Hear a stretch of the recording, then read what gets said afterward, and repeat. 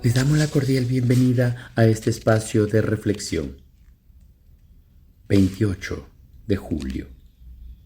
Del Evangelio según San Mateo. En aquel tiempo Jesús dijo a la multitud: El reino de los cielos se parece también a la red que los pescadores echan en el mar y recogen toda clase de peces. Cuando se llena la red, los pescadores la sacan a la playa y se sientan a escoger los pescados. Ponen los buenos en canastos y tiran los malos. Lo mismo sucederá al final de los tiempos.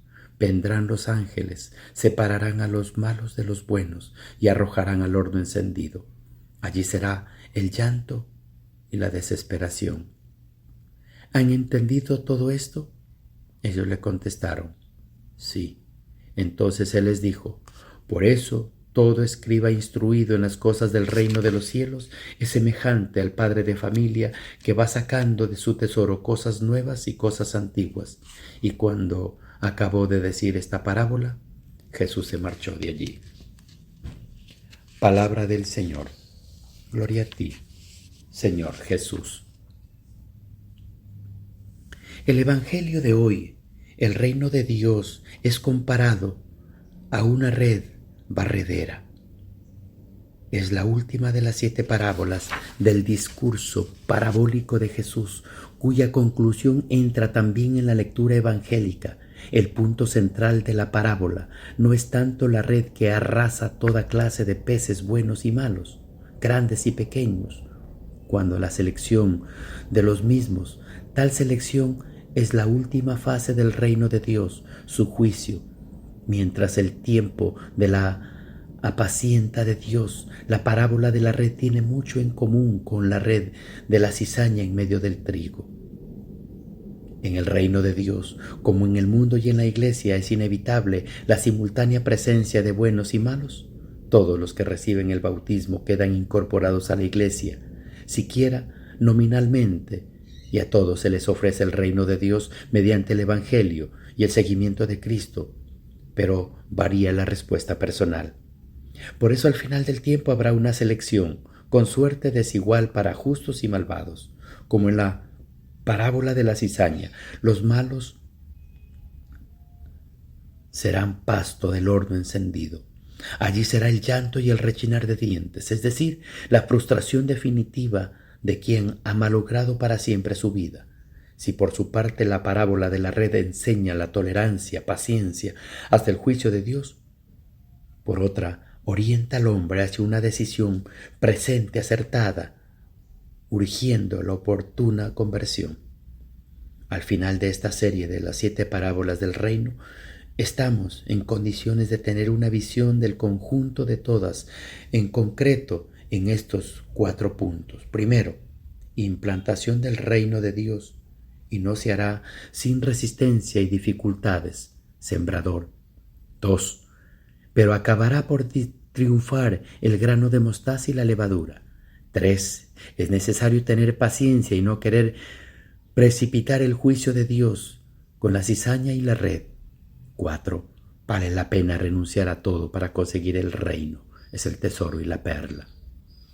Al concluir las parábolas, pregunta Jesús a los suyos: ¿entienden bien todo esto? Un letrado que entiende el reino de los cielos es como un padre de familia que va sacando del arca lo nuevo y lo antiguo, según los biblistas.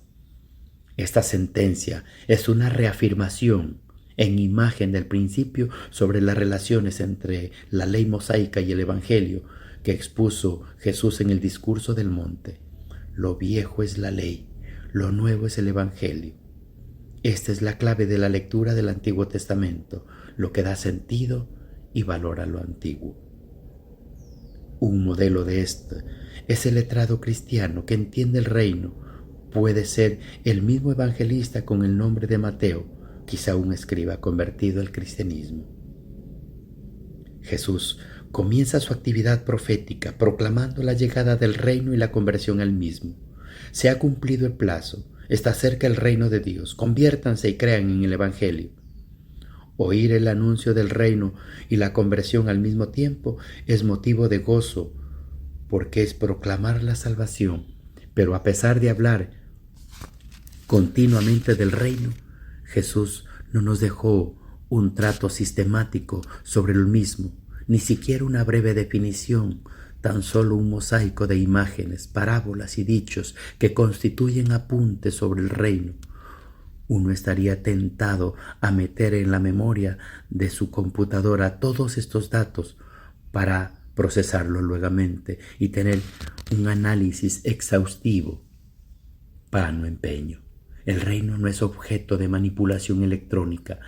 Aún en algo se parecen a los microchips. Dicho sea con todo lo respeto, las enormes virtualidades en que sí mismo encierra la diminuta semilla del reino. El reino de Dios es absolutamente amorosa soberanía de la vida y el mundo y de los hombres. Es el contenido de la buena nueva de la salvación humana por Dios mediante la vida, muerte y resurrección de su Hijo, el reino de Dios mismo que se manifestará en la persona y la humanidad de Jesucristo.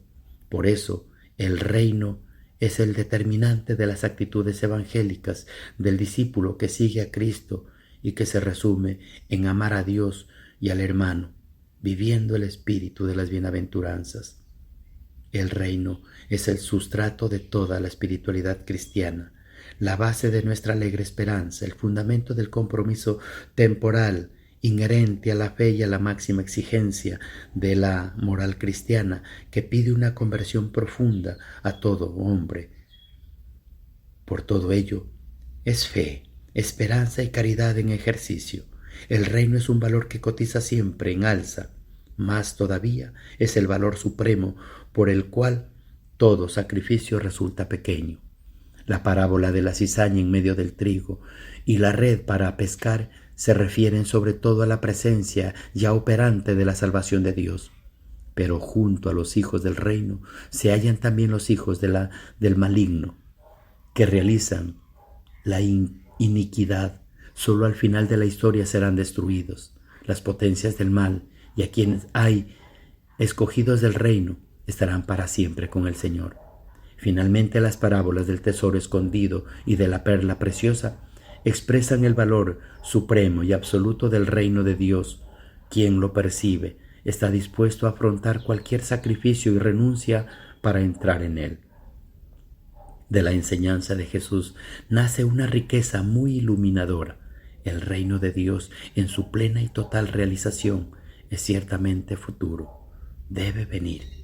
La oración del Padre Nuestro enseña a pedir su venida. Venga a nosotros tu reino. Gloria al Padre, al Hijo y al Espíritu Santo, como era en el principio, ahora y siempre, por los siglos de los siglos. Amén.